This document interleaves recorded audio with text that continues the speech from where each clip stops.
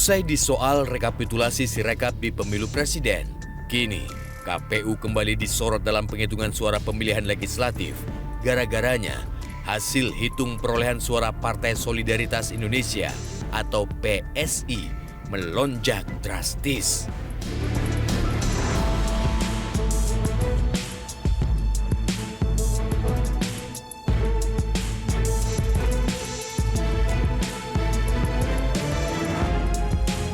Hingga 3 Maret lalu, hasil rapat pleno rekapitulasi penghitungan perolehan suara tingkat nasional di KPU mencatat perolehan suara PSI sebesar 2,4 juta atau meraup 3,13%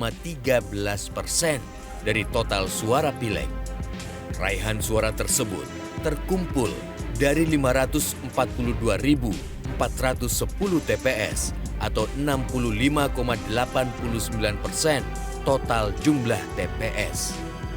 Raihan suara PSI mulai melonjak drastis pada 28 Februari dari kisaran 2,77% di tanggal 27 Februari menjadi 3,01% di tanggal 28 Februari. Perolehan suara PSI terkerek naik 0,24% hanya dalam waktu kurang dari 24 jam. Tak pelak, dugaan manipulasi suara pun mencuat. Kami belum mengerti yang dimaksud dengan lonjakan tersebut itu lonjakan apa. Yang jelas, Undang-Undang Pemilu menegaskan bahwa perolehan suara peserta pemilu yang disahkan oleh KPU itu adalah berdasarkan rekapitulasi resmi yang dilakukan mulai dari PPK, KPU Kabupaten Kota, KPU Provinsi, dan KPU RI, dan saat ini sedang berlangsung rekapitulasi berjenjang tersebut. Tapi Sirekap sekarang sebenarnya masih ada anomali data nggak sih? Hasil pemeriksaan Mas bagaimana? Saya belum cek di Ya sudah, berarti informasinya yang lama aja, bahwa itu sedang diakurasi. masih yang 2000 itu berarti. Dicek aja dulu ya, karena saya nggak pegang datanya. Di soal anomali lonjakan suara tersebut, kubu PSI menampik tudingan bermain sulap demi mengejar ambang batas parlemen. Meski begitu, partai yang dikomandani oleh Kaisang Pangarep, putra bungsu Presiden Joko Widodo ini, sejak awal optimistis bisa mengejar ambang batas parlemen 4%. Itu tentu saja bohong, bullshit, tidak ada buktinya.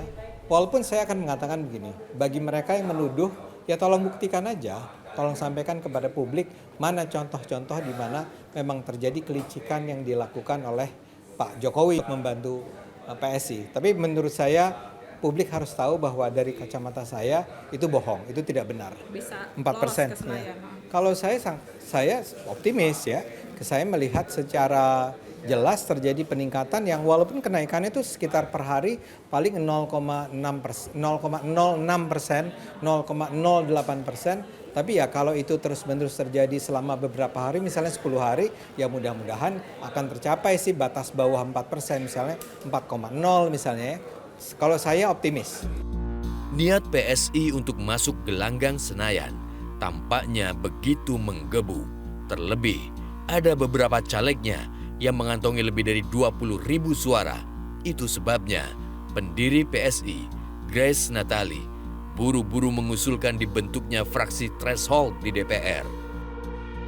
Usulan petinggi PSI tersebut dianggap dagelan politik yang kebablasan oleh DPR dan partai politik lainnya. Ya semua ada undang-undang kan, ada undang-undang. Jadi undang-undang itu harus kita sepakati, kita taati. Jadi saya nggak melihat ada urgensi untuk itu.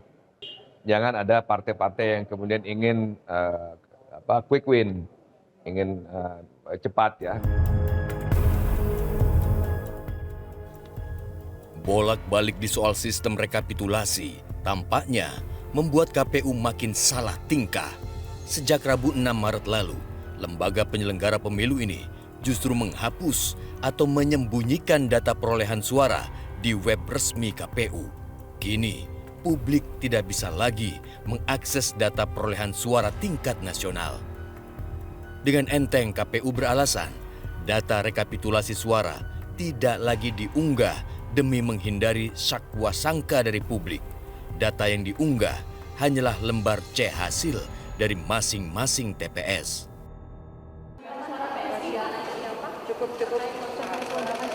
Itu urusan partai, tanyakan ke partai. Terima kasih Pak Presiden. Tanyakan ke KPU. Dihapusnya data hasil rekapitulasi suara tersebut jelas membuat publik makin bertanya-tanya, ada apa dengan KPU? Gembar-gembor penggunaan Sirekap demi transparansi publik, namun tampilan hasil rekapitulasi suara malah disembunyikan. Nah, makanya sebetulnya ketika kemarin ada permasalahan terkait Sirekap gitu ya, misalnya datanya nggak sinkron, datanya anomali, yang didorong itu adalah bagaimana KPU bisa dengan cepat memperbaiki itu. Jadi tidak kemudian Sirekapnya yang ditutup, karena itulah akses informasi kita gitu ya dari sumber yang resminya. Dan sambil berjalan KPU juga harus tetap memperbaiki, karena Sirekap ini adalah data-data yang ada di Sirekap ini adalah sumber data dalam proses rekapitulasi yang berjenjang itu gitu. Jadi makanya kemarin dorongannya KPU-nya segera memperbaiki Sirekap itu. Nyatanya, Sirekap sudah menjadi sumber gonjang-ganjing pemilu 2024. Sirekap yang seharusnya jadi jendela dan mata transparansi publik, faktanya justru sia-sia belaka. Wajar kalau muncul kecurigaan-kecurigaan di ranah publik. Jangan sampai kondisi ini menguatkan tudingan anggaran besar IT pemilu hanya melahirkan kualitas yang abal-abal. Jelajahi cara baru mendapatkan informasi. Download Metro TV Extend sekarang.